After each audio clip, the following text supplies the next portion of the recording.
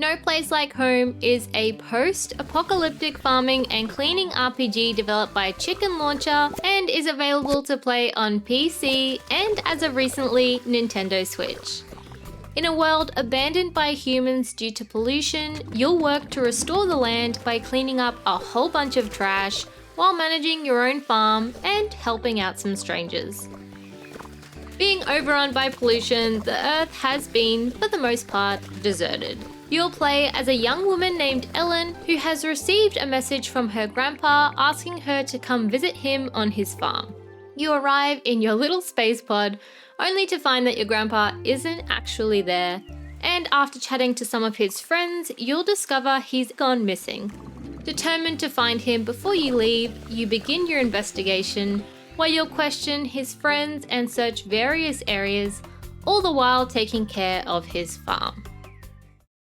Apparently, Grandpa has been missing for quite some time, or he's just a slob, because when you arrive at his farm, you'll find it absolutely covered in trash. Literal piles of trash. And therein lies your first task. You're introduced to the handy tool that will become your best friend throughout this game, which is a multi-use vacuum. This vacuum has the power to destroy these mounds and suck up the trash, and will also work as a handy weapon when you come across anything dangerous lurking nearby. Once you clear the trash, you'll have a nice space to work with to begin planting crops, housing animals, crafting, and to decorate as you please. Your vacuum will also serve as the tool to water your plants with, acting as a sort of hose as you spray them with water. Farming in No Place Like Home is kind of more of a side task as opposed to the main element, where you can choose how much time and effort you want to put into this. Crops and animal goods are used to create these preserve jars, which are the currency of the world. You can use these to purchase new buildings and upgrades from various people. As clearing trash in this game is so utterly satisfying, if you were worried it would stop after your farm was clean, then worry no more. There is a large world for you to travel through as you search for your grandpa, and basically every single inch of it is covered in trash. So you'll have a lot of cleaning to do. Some might even say too much cleaning, but we'll talk about that more later. Cleaning up your farm will reveal a pathway to the next location, which is also filled with trash. You'll find your first NPC that you can question about your grandpa's disappearance, although they don't seem to be all that bothered, as before they'll even tell you anything, they want you to do stuff for them. The first person you meet is super passive-aggressive towards you over something you did as a kid, going so far as to show you photographic evidence if you deny that you did it. Like, seriously, the NPCs in this game are kind of assholes. You'll soon be directed to the next area in search for your grandpa, which again is filled with trash to clean and a new NPC or two to help. After which you'll then move on to the next trash-filled area and so on. So you'll essentially repeat this sequence over and over again. As you clear up all of this trash, you can find various things such as quest items, hidden doorways, caged animals for you to rescue, seeds for crops, trees to plant, and buttons to open doors.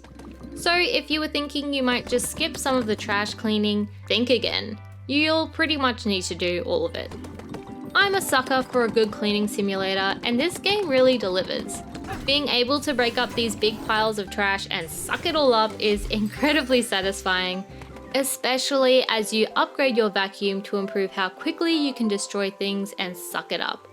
I will say though that once you clean an area, however long that may take you, only to go to the next area and then see this absolutely crazy amount of trash, it can be really off-putting. And on this note, I think the map was just too darn big.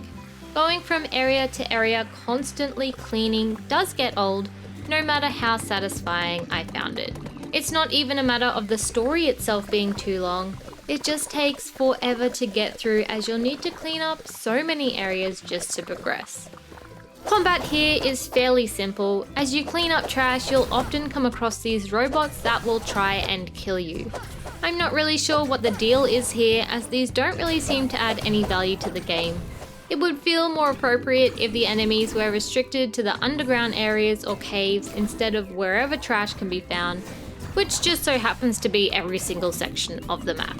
In moments when you're really engrossed in the cleaning process, it can be very disruptive to have to stop so you can deal with a bunch of killer robots. Running out of health though will simply end the day and send you back to your farm, so no major consequences for dying, which is nice, but it's quite inconvenient when you have to travel all the way back to continue with your cleaning. While there are quests, they mainly just give you a reason to keep clearing the trash. For example, an NPC may want you to plant some trees in the area, and to do that you'll need to remove pretty much all of the trash. I didn't find the quests interesting or engaging, and I didn't get the feeling that much effort had even gone into thinking about them. I also didn't think the NPCs were likable either, and I'm not sure if maybe that was intentional for some reason, but they stand around these massive sections of trash doing absolutely nothing, and then instead of just helping you find your grandpa like a nice person, they demand you do something for them first. On top of this, they just felt really lifeless and had zero personality, in addition to being rude jerks. Despite these few downsides, No Place Like Home is a good no-think game, and if you don't mind that it's not very story heavy and the world doesn't have too much to offer, it's an excellent game to come home to after a hard day of work to clean up a bunch of virtual trash. No Place Like Home has a grungy and dystopian feel to it as you explore many abandoned and collapsed structures with endless piles of trash. While not appealing initially, these areas will transform as you clean, where grass and trees will grow and animals will return to the land. In saying this though, even after transformation, these areas can still be quite bare and empty with really not much to look at. Sound effects here make cleaning all the more satisfying as you break and suck up trash, although I did find that sound effects for other actions were missing and made the game feel a bit empty at times. I did play on the Steam Deck though, so I'm not sure if that could have potentially had an impact on this.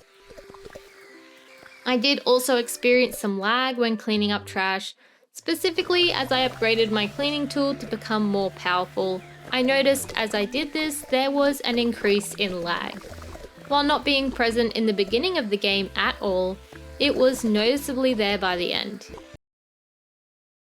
I played this both on my Lenovo Legion 5 Pro laptop and on my Steam Deck, so I'm not quite sure how well this game will perform on the Nintendo Switch.